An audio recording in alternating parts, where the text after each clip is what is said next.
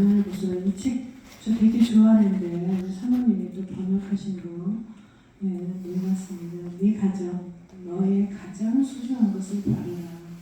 사랑의 열쇠. 이런 작품들을 귀한 서적을 이것으로 번역하셨고 백삭대학원하고 사랑글로벌 아카데미에서 강의하시는 교수님이시기도 합니다. 우리 사모님 나오실 때 뜨거운 박수로 환영해 주시고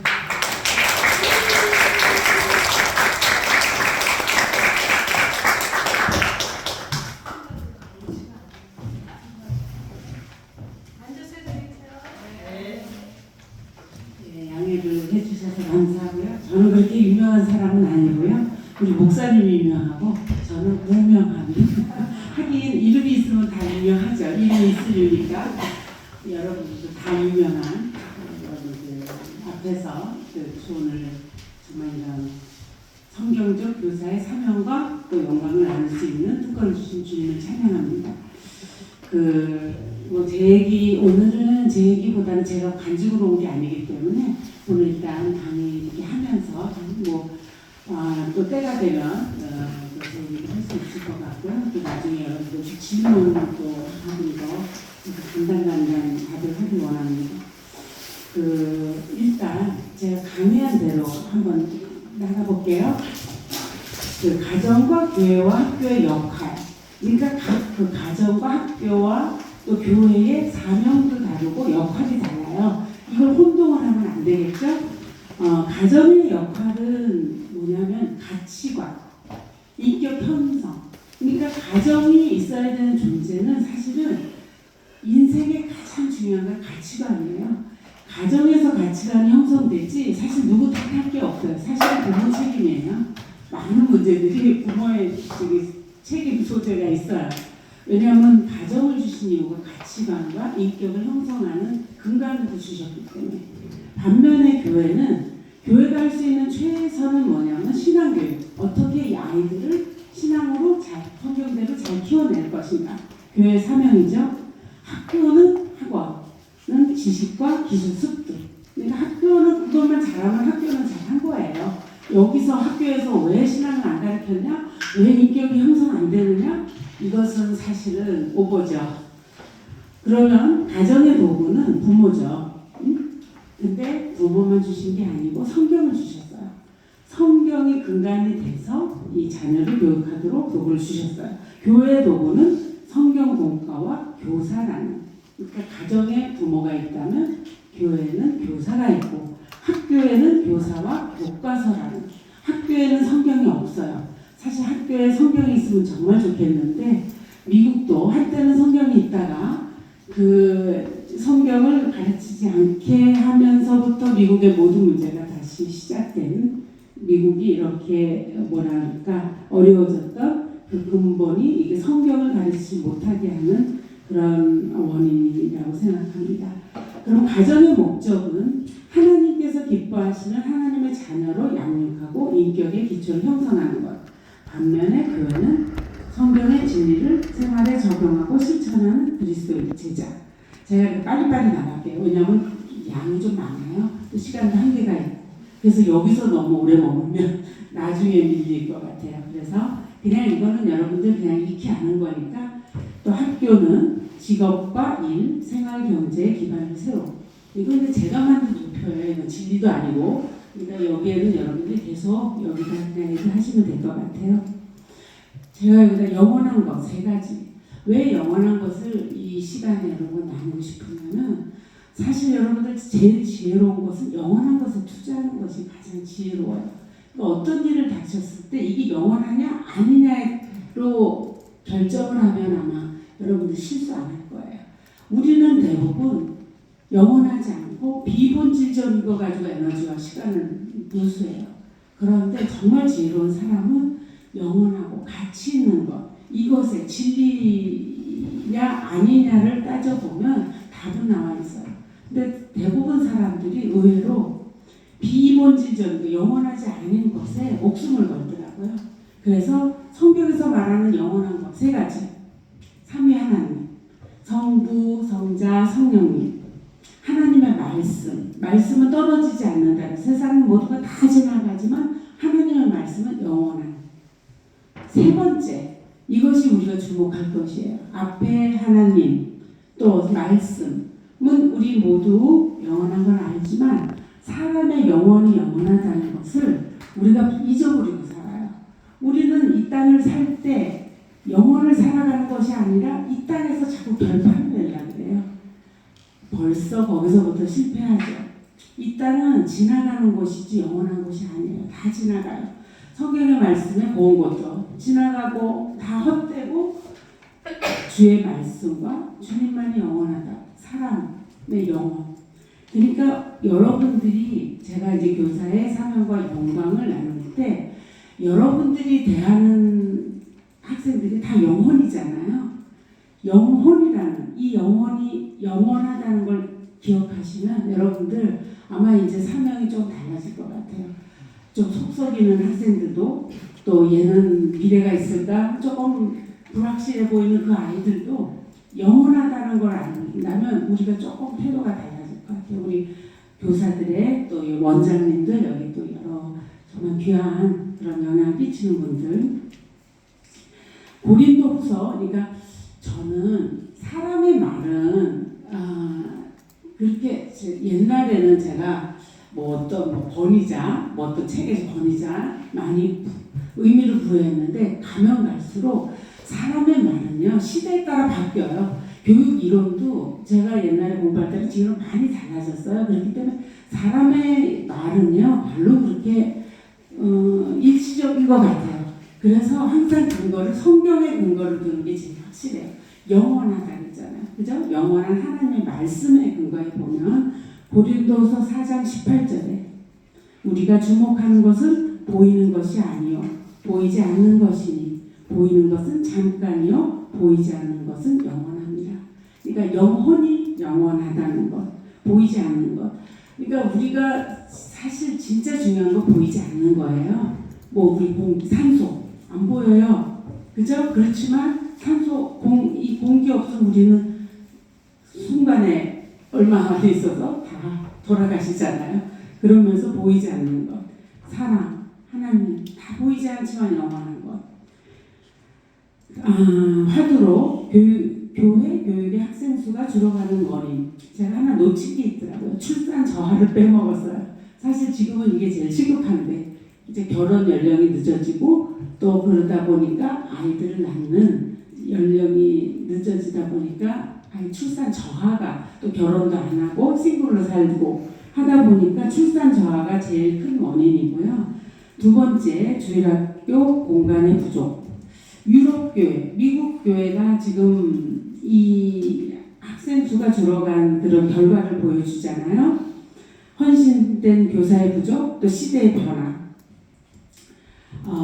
멀리 갈 거 없이 유럽과 미국을 보면 주일학교가 문을 이제 한국교회도 지금 점점 이렇게 따라가고 있어요. 선진화가 될수록 오히려 이런 현상을 따라가더라고요.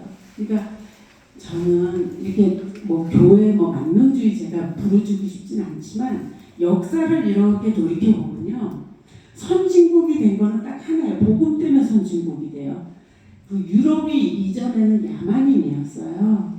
그리고 예를 들어서 뭐 바바리안 그 다 유럽을 두고 유럽에 예를 들어서 뭐 독일 다 야만인 뭐 저쪽 스칸디나비아 이런 데들 보면 다 뭐 바이킹족들 영국도 마찬가지고 근데 그런 나라들이 선진국이 됐던 것은 딱 하나의 복음 때문이었어요. 그러니까 이 복음을 전파하도록 그러니까 영국이 제일 잘 나갈 때가 복음이 제일 강성할 때. 근데 그 복음을 떠나서 이제 교회가 약해지면 그 나라에 흥망성쇠가 일어나더라고요.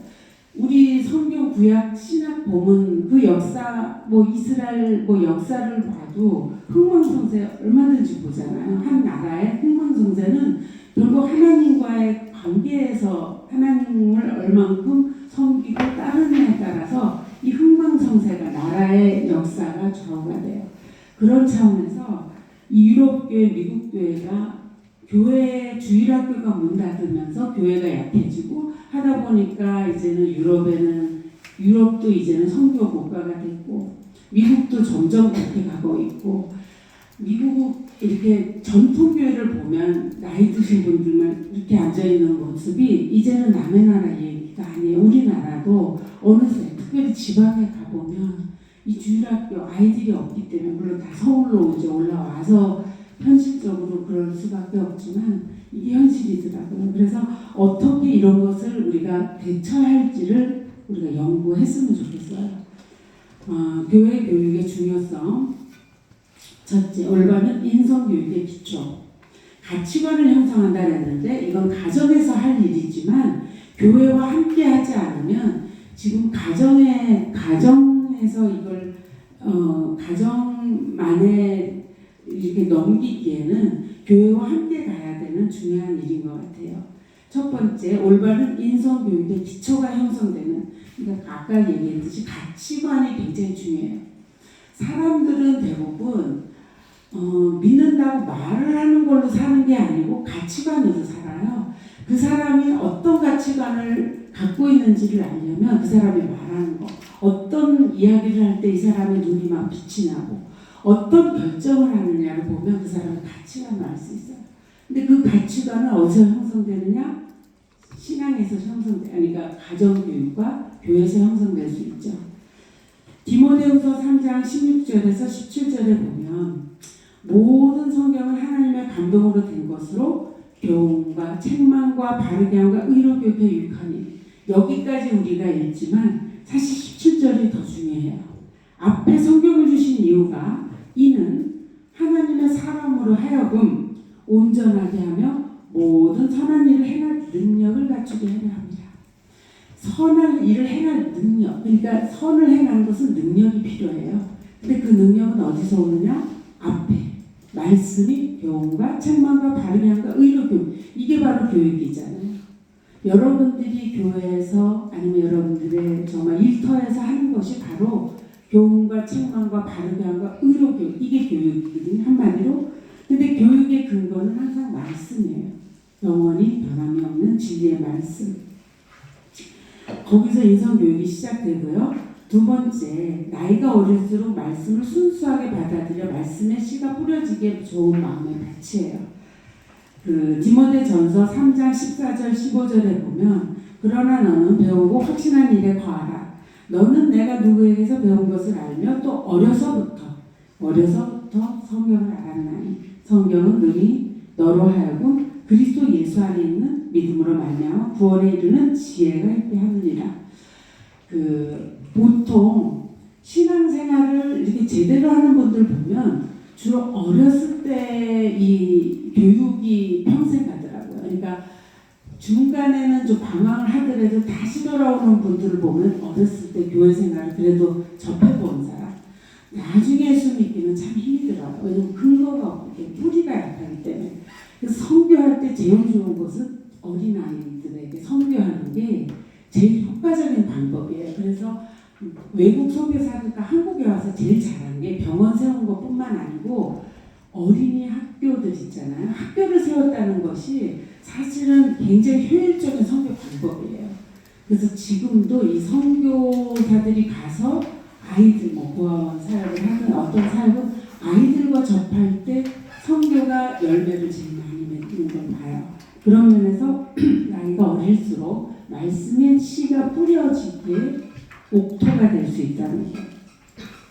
세 번째, 생활에 좋은 습관을 키워줘요. 디모데전서에 보면 하나님의 말씀과 기도로 거룩해지니라. 이것으로 형제를 깨우치면 그리스도 예수의 좋은 선한 일꾼이 되어 믿음의 말씀과 내가 따르는 좋은 도움으로 양육을 받으리라. 습관, 특별히 디모데전서에 보면 육체 연습은 약간의 유익이 있으나 세상에도 모든 것 다 연습이 필요해요. 그러니까 음악 한번 보시죠. 예를 첼리스트, 아니 피아니스트 있죠. 세계적인 피아니스트도 며칠 연습을 안 하면 자기가 안 돼요. 아니 남이 한다거나 자기는 하루 이틀 안 하면 자기가 알고 더 오래 하면 남이 알고, 이럴 줄 평생 정말 전공했던 그 사람도 며칠만 안 해도 티가 나는데 하물며 우리가 신앙을 위해서 얼만큼 연습하고 얼마만큼 훈련하는지 우리가 그렇게 정말 프로페셔널처럼 하는지 저 자신을 봐도 우리가 정말 세상 사람보다 못한 건 아닌가 싶어요. 운동선수도 그래요. 응? 정말 달리기 하나 해도 평생 달리잖아요. 그러면서 이건 뭐냐면 육체 연습은 약간의 유익이 있으나 경건은 범사에 유익하니 금생과 이 땅에 또 내생에 영원한 삶의 약속이 있느니라. 그렇다면 경건은 훈련이 돼야 돼요. 습관이 돼요. 하루아침에 경건한 삶을 살 수가 없어요. 그래서 나중에 예수 믿은 사람 중에 경건의 습관이 안 돼서 자꾸 옛날 삶으로 돌아가는 분들을 보면 습관이 얼마나 중요한지를 우리가 알 수 있을 거예요. 그래서 어린아이 교육은 사실 이 습관, 경건한 습관, 아이들이 교회 가고 예배드리고 이건 경건의 습관을 아이들에게 훈련하는 거기 때문에 참 중요한, 이게 무슨 의미가 있나? 의미가 있어요. 네 번째, 기독교 교육은 어떤 지식으로 끝나는 것이 아니라 세상 교육은 학교 교육은 지식으로 끝나요. 그런데 우리 기독교 교육, 그 가정에서든 교회에서든 전인적이라는 것, 영성, 지성, 감성, 의지, 관계성, 행실까지 다 다각적인 분야를 포함한다는 거예요. 근데 교회 교육에서 그동안 실패했던 것이 이게 전인적으로 안 됐어요. 지식으로 끝났어요. 성경 공부만 했어요. 그러니까 성경을 스토리로 이야기를 했지만 그걸 삶으로 적용시키는데 유럽 교회에서 실패했고요. 미국 교회에서 실패했고 우리 한국 교회도 살살 실패하려고 그래요. 이제라도 정말 너무 늦지 않은 이 시점에서 우리 다시 아이들이 전인기 없어. 그렇다면 우리부터 교사인, 원장님인 여러분들부터 우리가 전인적으로 정말 말씀을 우리한테 적용하지 않으면 다 죽은 지식으로 끝나요. 그 learning is changing이라는 그런 교육 이론이 있어요. 그러니까 변화되지 않으면 배운 것이 아니라는 거. 그러니까 진짜 배운 사람은 변화돼요. 삶이 변화돼요. 생각이 바뀌고요. 감정이 바뀌고 의지가 바뀌고 선한 의지로 관계가 바뀌고 행실이 바뀌어요. 그러니까 이제는 교육이 산교육이 되려면 전인적인 다각적인 분야로 아이들에게 접근을 해야지 어떤 아브라함이 이랬다 이런 성경 스토리 가지고 그 아이를 잘 교육했다고 할 수가 없죠. 그 아이가 삶이 안 바뀐다면. 그죠? 그래서 중요성은 여기까지 가고 충성된 교사의 상급 네 가지로 봤는데요. 제 얘기가 아니고 성경에서 주시는 말씀대로 다니엘서 12장 3절에 보면 지혜 있는 자는 궁창의 빛과 같이 빛날 것이요 많은 사람을 옳은 대로 돌아오게 한 자는 별과 같이 영원히 빛나리라. 저는 별 보는 걸 참 좋아해요. 어렸을 때는 잘 몰랐어. 근데 이게 성경을 알면 알수록 별을 보면 우리가 별과 같이 정말 언젠가는 별을 다스릴 것 같아요. 아니 그건 제 해석이에요. 성경에서 그런 말씀은 없는데 여기 보면 궁창의 빛과 같이 이게 별이에요. 별과 같이 빛날 것이요. 정말 영원토록 빛나리라. 얼마나 좋아요? 그러니까 이게 실제로 말씀을 실제로 내 것으로 삼으면 이게 다 의미가 생겨. 별 하나도 그냥 별이 아니고 정말 영원히 빛나는 그 별과 같이 되리라는 것이 믿음으로 내 것으로 삼는 거죠. 데살로니가 후서 2장 19절 20절에 보면 우리의 소망이나 기쁨이나 자랑의 면류관이 무엇이냐? 그가 강림하실 때 우리 주 예수 앞에 너희가 아니냐? 너희는 우리의 영광이요 기쁨이니라. 그렇다면 여러분들의 학생들이 여러분들의 기쁨과 영광이 될 거예요. 여러분들의 면류관이 될 거예요. 죄송해요. 제가 평소에 목소리가 이렇게까지는 아닌데 좀 몸살기가 좀 있어가지고 목소리가 지금 많이 조금 비호감이 아니었으면 좋겠어요. 이거 거부적인 아니었으면 좋겠어요. 원래 엘토긴 한데 이렇게까지는 아닌데 오늘은 좀 양해해 주시기 바래요.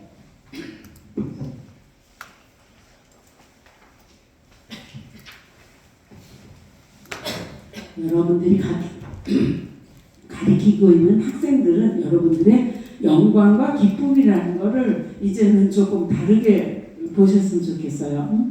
사고뭉치가 아니고 그 아이는 여러분들이 앞으로 하나님 앞에서 영광과 기쁨이 됐으면 좋겠어요. 두 번째, 그리스도의 왕 같은 제사장으로 그리스도와 함께 다스릴 수 있는 특권.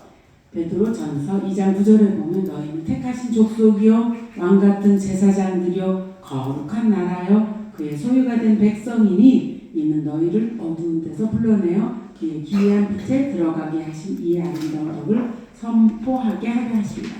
우리가 왕 같은 제사장, 엄청난 특권이죠. 거룩한 나라, 하나님의 특별히 택하신 족속. 또 계시록 2장 26절에 보면 이기는 자가 끝까지 내일을 지키는 그에게 충성된 그에게는 만국을 다스리는 권세를 주시리니 땅에 떨어지지 않는 영원한 그 말씀, 반드시 이루어질 말씀이 이렇게 약속을 하세요. 그러면 우리에게 그리스도와 함께 만국을 다스릴 수 있는 권세를 주신다고 약속하셨잖아요. 이 말씀 붙잡으면 우리가 아무리 고생을 해도 아무리 힘이 들어도 이것이 정말 가장 가치 있는 일, 가장 가치 있는 사명이 될 수 있죠. 세 번째 상급, 일한 대로 주시는 상급. 고린도전서 5장 10절. 이는 우리가 다 반드시 그리스도의 심판대 앞에 나타나게 되어 각각 선악간에 그 몸으로 행한 것을 따라 받으려 함이니. 이 말씀을 실제로 믿는다면요, 우리 함부로 행동 안 해요. 사람이 보거나 안 보거나, 사람이 듣거나 안 듣거나, 내가 하는 말, 내가 하는 행동이 그리스도의 심판대 앞에 고스란히 그 행한 대로 심판을 받는다면, 물론 이거는 구원과는 다른 문제죠. 구원은 정말 은혜로 거저받는 거라면 이 상급은 행위대로예요. 이건 상급은 하나님 앞에 받는 상급, 영원한 상, 이 땅의 상을 위해서도 평생 자기를 연마하며 준비하고 훈련하는데 영원한 상급을 거저 얻는다? 하나님의 공이 아니잖아요. 그죠? 일한 대로 각자의 자기의 행한 대로 심판을 받는, 상급을 받는. 그러니까 상급을 받는 사람이 있는가 하면 책망을 받는 사람도 있어요. 그래서 성경에는 그런 말씀이 있어요. 구원을 얻되 부끄러운 구원. 이 땅에 부끄러운 것도 정말 숨고 싶은데 영원히 부끄럽고 싶을까? 저는 가끔 사람을 보면서 저 얼마나 부끄러운 일인데 저렇게 살고 싶을까? 그런 생각을 혼자 해요. 말은 안 하고. 왜냐하면 그 사람이 감당하지 못할 또 이야기일 것 같아서. 어쨌든 우리는 반드시 그리스도의 심판대 앞에 언젠가 주 앞에 서는 그날 우리가 주님 앞에 선다는 걸 잊지 않으신다면 내 언행이 많이 달라질 것 같아요. 계시록 22장 12절. 보라 내가 속히 오리니 내가 줄 산이 있어 각 사람에게 그의 일한 대로 갚아주리라. 이런 말씀을 들으면 우리가 주를 위해서 하는 수고가 굉장히 특권이 될 수 있죠. 상급으로 돌아올 거니까. 그죠? 여러분들은 좀 안 믿어지는 눈으로 저를 쳐다보는데 이거는 영원한 말씀입니다. 제 말이 아니고. 하나님의 상속자. 로마서 8장 17절에 자녀이면 또한 상속자, 곧 하나님의 상속자여 그리스도와 함께한 상속자니 우리가 그와 함께 영광을 받기 위하여 고난도 함께 받아야 할 것입니다. 우리는 영광만 원해요. 고난은 no thank you. 그런데 no cross, no crown 그런 말씀 하잖아요. 고난 없이 영광 없어요. 그리고 저는 가끔 왜 고난이 이 땅에 왜 존재하지? 우리가 죄의 본성이 없으면 고난이 필요 없어요. 죄가 없으면 고난이 있을 필요가 없어요. 근데 죄의 본성 때문에 이 죄를 끝일 수 있는 건 고난밖에 없더라고요. 그러니까 고난을 당한 자는 죄를 지을 힘도 없어요. 고난 중에 죄를 계속 짓는다? 쉽지 않아요. 몸이 아픈데 죄를 지을 힘도 없잖아요. 그러니까 이 고통이 때로는 우리를 성숙하게 하고 우리를 성화시켜요. 그래서 고난은 죄를 갖고 있는 본성을 가진 사람에게는 고난은 그리스도를 닮아가기 위한 필수 요건이라는 걸 이 나이쯤 되니까 이제는 인정이 돼요. 이전에는 Why me? 왜 굳이 이런 고통을 허락하십니까? 라고 질문할 때가 많이 있죠. 근데 이제는 그런 질문을 이제는 덜 해요. 하긴 하겠죠? 힘들 때는 하지만 덜 해요. 이것은 우리가 받을 상급, 이 상급을 바라봄으로써 우리가 이걸 이겨나갈 수 있는 그런 특권이겠죠. 교사의 기본 자세, 첫째, 은혜를 맡은 선한 청지기처럼 베드로전서 4장 10절 11절에 보면 각각 은사를 받은 대로 하나님의 여러 가지 은혜를 받은 선한 청지기 같이 서로 봉사하라. 이 말씀을 보면 주님의 청지기라는 것도 뭐는 자기 게 아니에요. 그렇다면 누구 거예요? 주님의 거잖아요. 그러면 누구 뜻대로? 내 뜻? 아니에요. 주님의 뜻대로예요. 그게 청지기예요. 그런데 제가 질문에도 보니까 자꾸 지친다고, 열심히 봉사하고 섬기는데 지친다고, 거기에 대한 대답이 여기서 나와요. 주님의 뜻대로, 주님 주시는 힘으로. 이것이 정답이에요. 그러니까 우리 힘으로 하면 지쳐요. 며칠 못 가요. 아니 뭐 며칠은 가겠죠. 뭐 1년도 갈 수 있고, 여러분이 열정이 많고 에너지가 많다면 몇 년 갈 수 있어요. 그런데 분명한 것은 언젠가는 지치고 포기하고 싶은 그 순간이 반드시 온다는 것. 그거는 확실한데, 대신 하나님께서 공급하시는 힘으로 하는 것 같이 이 말씀대로 하면 여러분들 지치지 않아요. 지쳤다가도 다시 일어나요. 오뚜기 요새는 없는데, 오뚜기 아시죠? 요새는 왜 그런 인형이 없나 몰라. 옛날에는 자꾸 일어나는 오뚜기. 그죠? 다시 다 죽은 것 같은데 다시 살아나고, 그죠? 하나님이 주시는 힘으로 할 수 있다는 것. 그러면 결국 결론적으로는 예수 그리스도를 말미암아 하나님께서 영광을 받으시게 되죠.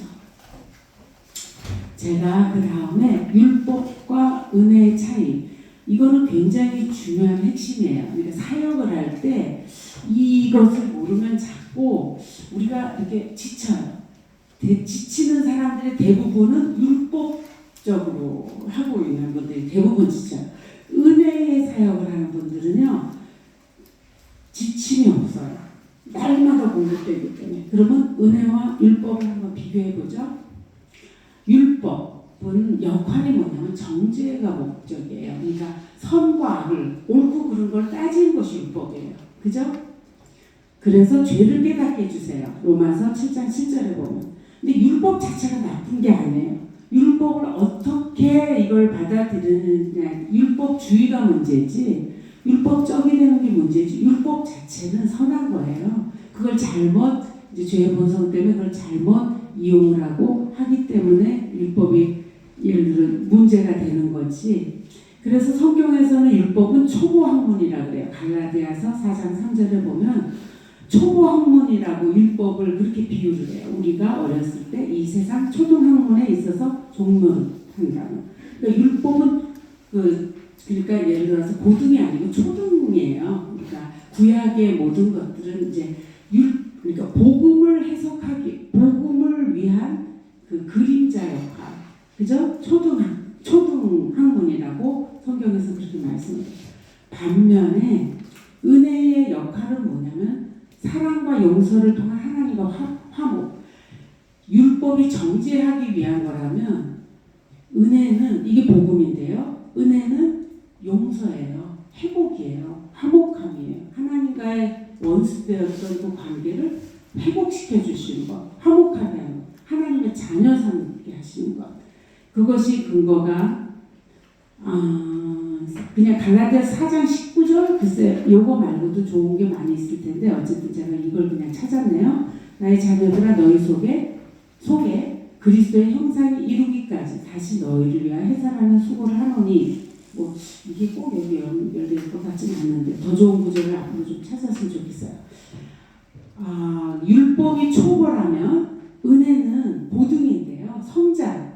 갈라디아 4장 5절에 보면 율법 아래 있는 자들을 속량하시고 우리로 아들의 명분을 얻게 하라. 그러니까 율법은 종로를 탄다면 은혜, 복음, 이것은 자녀되는 특권. 엄청난 하늘과 땅의 차이예요. 또 율법의 특징은 뭐냐면 아까 조금 얘기했듯이 종인데 육체를 따라난 자, 이게 갈라디아 4장 23절에 보면 죄의 종로는 육체의 소욕. 그러다 보니까 의문에 묵은 것, 또 메마른 삶, 딱딱한 틀에 굳어져 닫힌 마음, 왕과 이 율법적인 사람들이 어디에 주로 많이 있냐면 교회에 있어요. 밖에도 많이 있다. 밖에도 율법적인 사람 많은데 교회 안에도 많아요. 왜냐하면 종교 생활을 하는 사람들은 주로 이 율법주의가 돼요. 여러분들 주위에 혹시 이런 분들이 많으면 아마 괴로울 거, 어쩌면 혹시 나 자신은 어떤지 한번 생각해 볼 수 있는 이럴 때 아니면 사실 우리가 율법과 은혜를 그렇게 굳이 나눠서 생각을 안 하잖아요. 그래서 율법에 그러니까 구원제 넘어가고 일단 은혜는 약속의 자녀. 그러니까 이 대조법 아시죠? 율법은 육체의 종 노릇하게 한다면 은혜는 약속의 자녀, 하나님의 자녀, 성령을 따라간 자, 성령의 소욕 이렇게 말을 하고요. 영의 새로운 것, 그 선함이 흘러넘치는 삶, 또 성령께 열린 마음, 수전. 그러니까 한마디로 율법은 닫힌 마음, 굳은 마음이라고 성경에서 그렇게 말씀하고요. 은혜, 또 복음은 열린 마음, 그저 용서와 자유함이 있는. 그래서 방법은 뭐냐면 율법적인 사람은 항상 행위가 우선이에요. 선행으로 구원받지 못한 너희가 그 은혜로 말미암아 구원을 얻었나니 이는 너희에게서 난 것이 아니요 하나님의 선물이라. 그게 바로 은혜죠.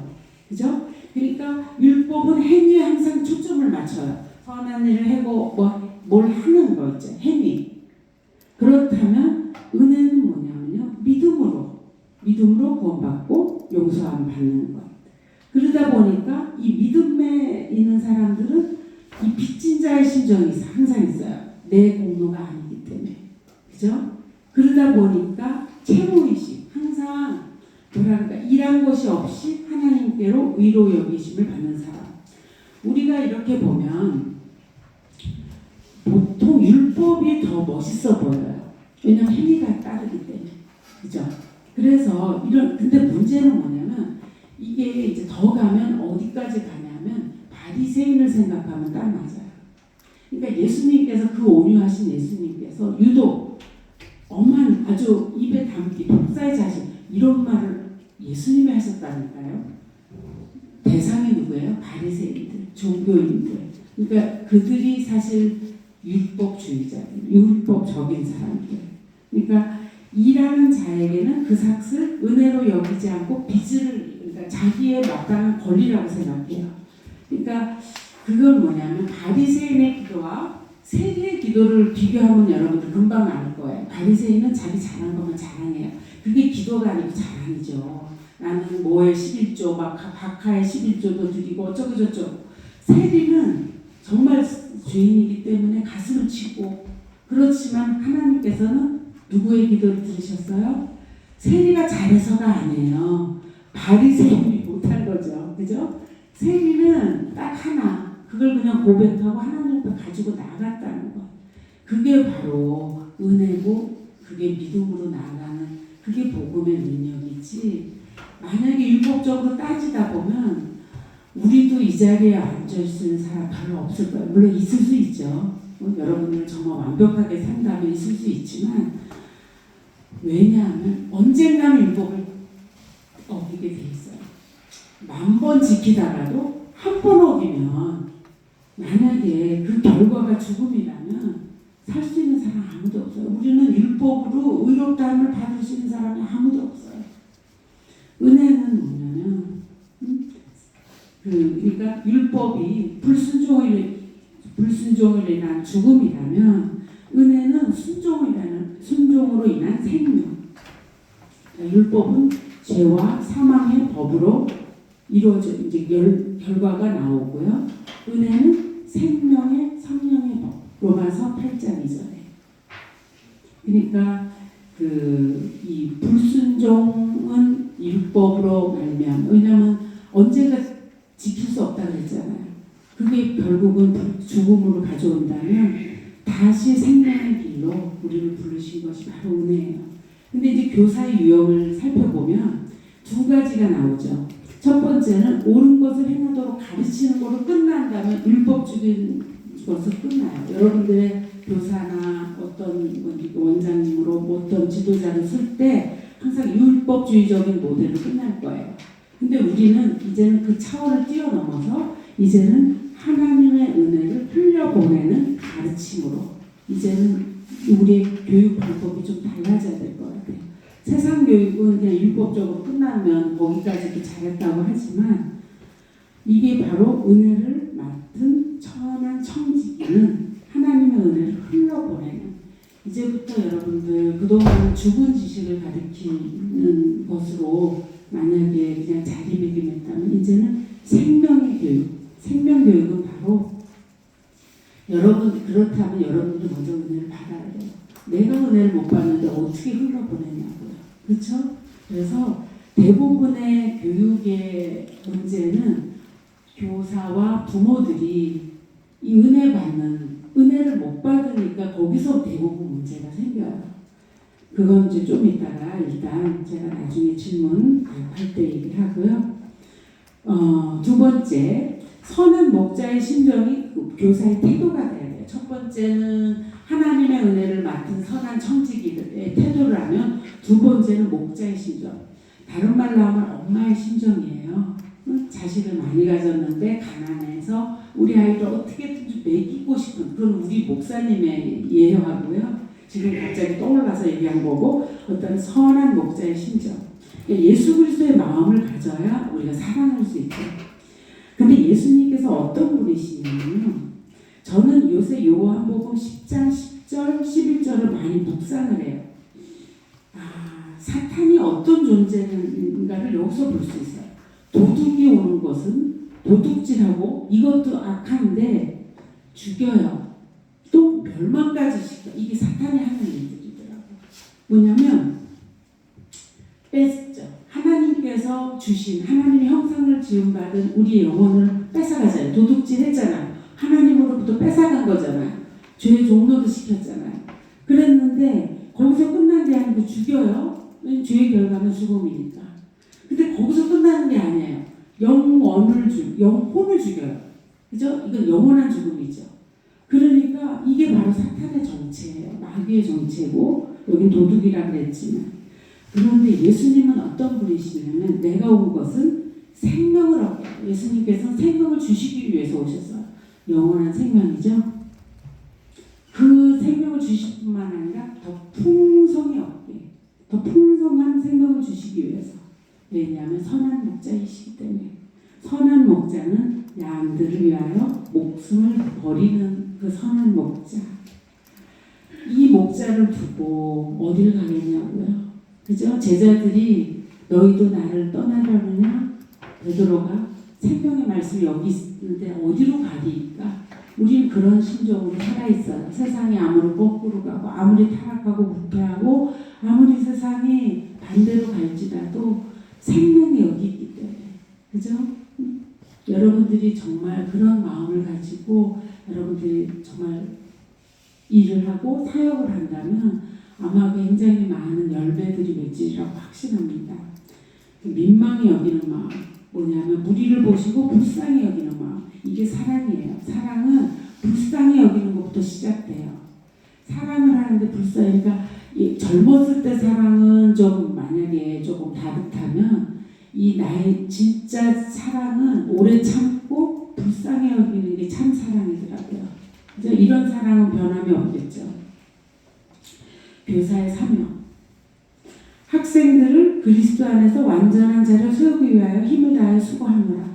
골로새서 1장 28절 29절 우리가 그를 전파하여 각 사람을 권하고 모든 지혜로 각 사람을 가르침은 각 사람을 그리스도 안에서 완전한 자로 세우게 함이니 이를 위하여 나도 내 속에서 능력으로 역사하는 이의 역사를 따라 힘을 다하여 수고하노라.